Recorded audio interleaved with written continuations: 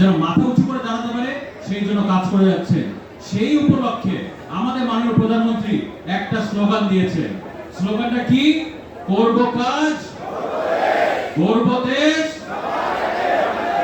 সবার আগে কোন দেশ? সবার আগে। এটা বলার আগে একটা কথা বলি, আমি বিভিন্ন প্রোগ্রামে গিয়েছি, স্কুল কলেজে বিভিন্ন জায়গায়। সেখানে আমি দেখেছি যখন জাতীয় সঙ্গীত হয়, এই প্র্যাকটিসটা এই যে করতে যে হয় জিনিসটা, এটা আমাদের নাগরিক দায়িত্ব। এই জিনিসটা অনেক জায়গায় 17 বছরে শিখায় নাই, কারণ দেশকে এভাবে ভালোবাসে নাই, খালি নিজের পকেট কিভাবে ভরতে হয় সেটা শিখাইছে 17 বছর, নাকি? কিন্তু আমি যেটা দেখেছি যে বিভিন্ন জায়গায় যখন জাতীয় সঙ্গীত হয়, আমি দেখেছি ছোট থেকে শুরু করে বড় সেই শিক্ষাটা পায় নাই হয়তো, যে জাতীয় সঙ্গীতের সময় দাঁড়াতে হয়, তাই না? কিন্তু আমরা জাতীয়তাবাদী শক্তিতে বিশ্বাস করি। শহীদ রাষ্ট্রপতি জিয়া রহমানের দল, একজন মুক্তিযোদ্ধার দল, দেশ নেত্রী বেগম খালেদা জিয়া আপসী নেত্রীর দল, এবং আমাদের দেশ নায়ক তারেক রহমানের দল করি আমরা, তাই না?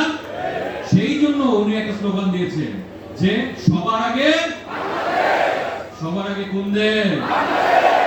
সবাই কি দুই হাত তুলে দেখাতে পারবেন? দুই হাত তুলে জোরে হাত দেবেন। সবার আগে, সবার আগে, সবার আগে, সবার আগে, সবার আগে, সবার আগে, এবং সবার জন্য, সবার জন্য, সবার জন্য, সবার জন্য বাংলাদেশ। প্রত্যেকটি নাগরিক, এই যে আমার ছোট ভাই বোনরা বসে আছে এখানে, তোমরাও ইম্পর্টেন্ট। একটা ছোট শিশু থেকে শুরু করে তার ডেভেলপমেন্ট পর্যন্ত, একজন মুরব্বী, একজন তার লাস্ট স্টেজ পর্যন্ত, প্রত্যেকটি নাগরিকের লাইফ, জীবন আমাদের কাছে গুরুত্বপূর্ণ। সেই উপলক্ষে, সেই লক্ষ্য নিয়ে আমাদের প্রধানমন্ত্রী জনাব তারেক রহমান কাজ করে যাচ্ছে, আমাদের মাননীয় সংসদ সদস্য আমানুল্লাহ আমান সাহেব কাজ করে যাচ্ছে, আমাদের বিএনপি নেতৃত্ব সেই জন্য কাজ করে যাচ্ছে। আপনারা এইভাবে এলাকার খেয়াল রাখবেন, আমাদের প্রত্যেকটি নাগরিকের খেয়াল রাখবেন। মনে রাখবেন, আমরা হচ্ছে গিয়ে সেই ফ্যাসিস্ট সরকারের লোকজন না।